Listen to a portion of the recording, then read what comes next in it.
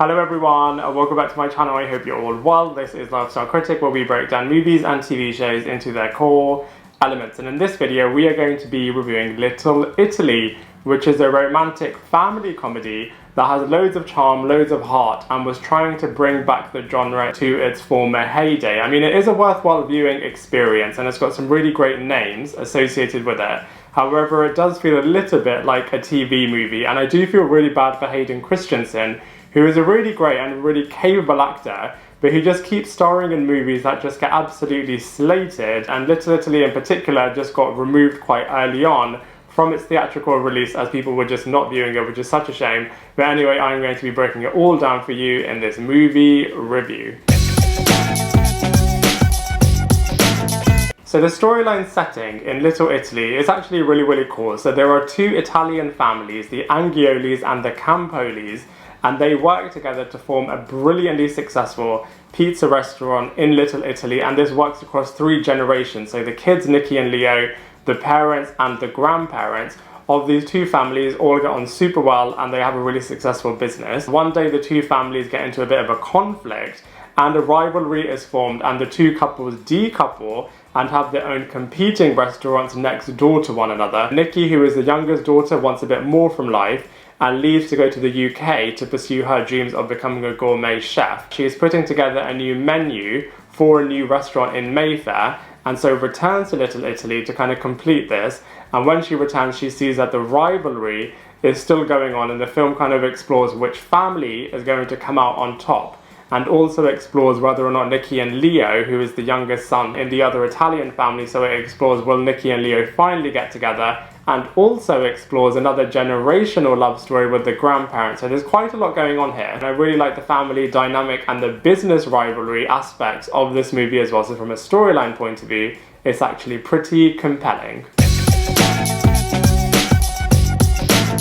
So like I said before, from a cast and characters point of view, they've got some really great names associated with this film, so it's a crying shame that it wasn't more successful. But anyway, let's go through them one by one. So first up we have Hayden Christensen, who is playing the character of Leo.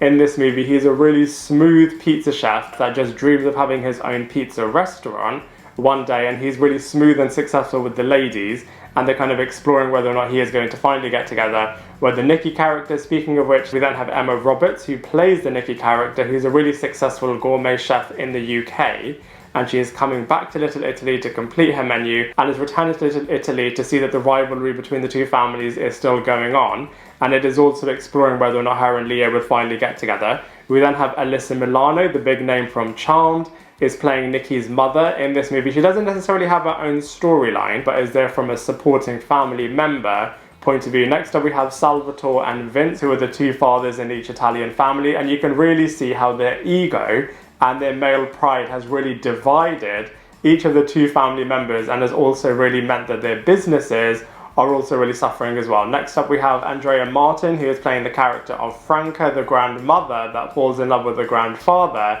in the other Italian family, and she just does such a good job in terms of bringing a strong Italian matriarchal figure to life on the big screen. And then finally we have the late Danny Aiello, who is playing Carlo, the really sweet grandfather character that falls in love with the Franca character. So from a cast and characters point of view, like I said, they've got really great names associated with Little Italy.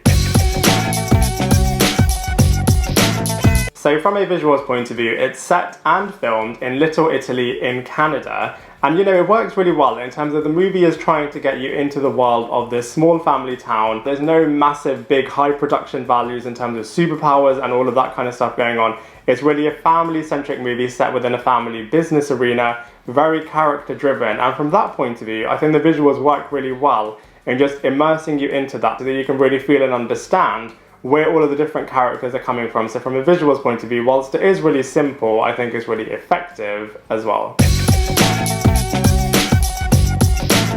So from a comparison point of view, certain moments in this film actually does feel like a little bit of a sitcom. I think it's very similar to other sitcoms from the 90s. In terms of comparing it to other movies, I think it's taken a lot of inspiration from When in Rome, Playing It Cool, She's the One, etc. So it's very rom-com based, but like I said, definitely has that family aspect to it, and also has that business aspect to it as well. So from a comparison point of view, whilst it does slot into the rom-com family genre, it definitely is trying to do its own thing as well.